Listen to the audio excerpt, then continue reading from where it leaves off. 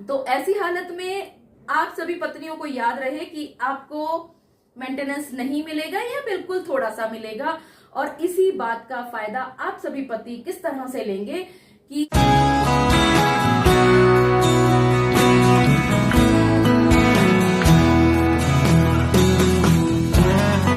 क्या खर्चे की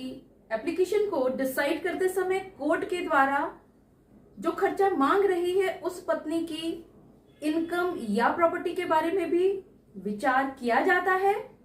जी हाँ, आप सभी ने बिल्कुल ठीक समझा। आज के इस वीडियो में मैं आप सभी के साथ इन्हीं सब बातों पर चर्चा करने वाली हूँ कि क्या क्लेमेंट की प्रॉपर्टी और इनकम के बारे में भी कोर्ट के द्वारा विचार विमर्श किया जाता है।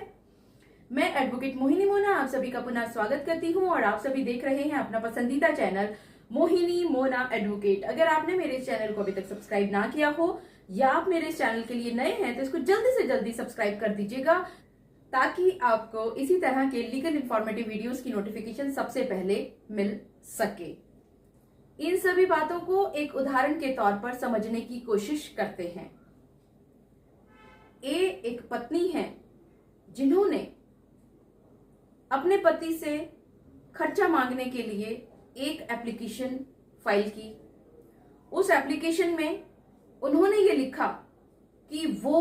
कुछ भी नहीं कमाती हैं और उनके पति इतना इतना इतना कमाया करते हैं। ये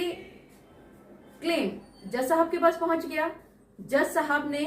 इसमें डिटेल्ड एफिडेविट मांगा और उस डिटेल्ड एफिडेविट में इस पत्नी ने अपने सभी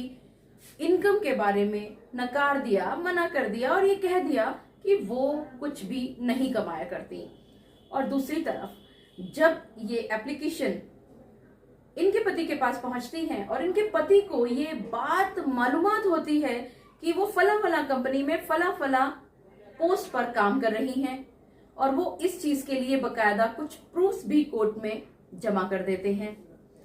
और जज साहब जब ये पाती हैं कि ये जो क्लेमेंट है, यानी ये जो पत्नी है जो क्लेम कर रही है मेंटेनेंस को, उन्होंने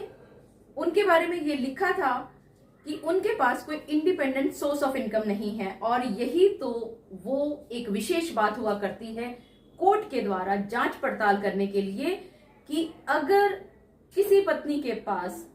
इंडिपेंडेंट सोर्स ऑफ इनकम नहीं है तो ही सिर्फ वो अपने पति से खर्चा पाने का अधिकार रखती हैं। और यहाँ हर एक पत्नी को इस बात का ध्यान रखना होगा कि अगर वो खुद कमा रही हैं, उनके पास सोर्स ऑफ इनकम है, तो उनको खर्चा या तो बिल्कुल नहीं मिलेगा, या अगर उनके पति की जो इनकम है वो उनकी इनकम यानी पत्नी की इनकम से काफी काफी ज्यादा है तो हो सकता है कि कुछ अमाउंट उनको मिल जाए मेंटेनेंस के तौर पर। इसी तरह से जब क्लेमेंट क्लेम करती हैं मेंटेनेंस के लिए तो वहां पर उनको डिटेल्ड एफिडेविट में ये भी दर्शाना बताना पड़ता है कि उनके पास उनके नाम पर कितनी प्रॉपर्टी है, मूवेबल कितनी है, इमूवेबल कितनी है। इसके अतिरिक्त उनको यहां तक बताना होता है कि अगर वो किसी की शादी में जाती हैं तो कितना शगुन दिया करती हैं,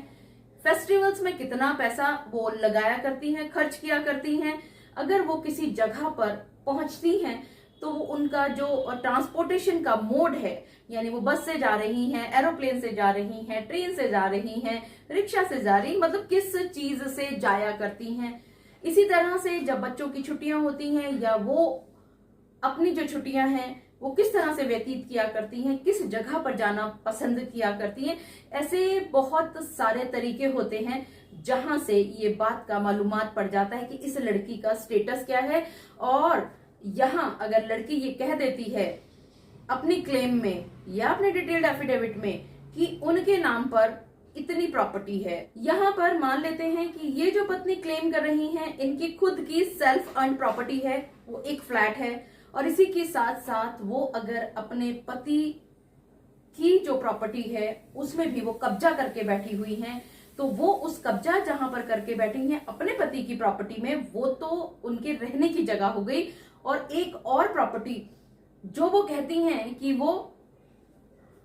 उनके नाम पर है, जो कि उन्होंने डिटेल्ड एफिडेविट में लिखित में बता भी दिया, वो वहां पर कोई ना कोई एक किराएदार वहां पर रख रही होंगी और उस किराएदार के द्वारा भी उसमें कुछ ना कुछ आय, कुछ ना कुछ इनकम, कुछ ना कुछ पैसा उनको मिल पा रहा होगा। और अगर उनके पास रेंटल इनकम है जो कि प्रॉपर्टी से आ रही है, या वो किसी एक ऐसी अच्छे पद पर काम करती हैं जिसके बारे में पति ने कोर्ट में सारे दस्तावेज भी लगा दिए, तो ऐसी हालत में आप सभी पत्नियों को याद रहे कि आपको मेंटेनेंस नहीं मिलेगा या बिल्कुल थोड़ा सा मिलेगा। और इसी बात का फायदा आप सभी पति किस तरह से लेंगे कि आपको उन चीजों को ढूंढना है उनके डिटेल्ड एफिडेविट में, उनके क्लेम में, कि वो क्या क्या चीजों को छुपा रही हैं, बता रही हैं, और उनकी कमियों को निकालते हुए आपको कोर्ट के सामने रखनी है। और कोर्ट की पैनी दृष्टि हमेशा इसी बात पर रहती है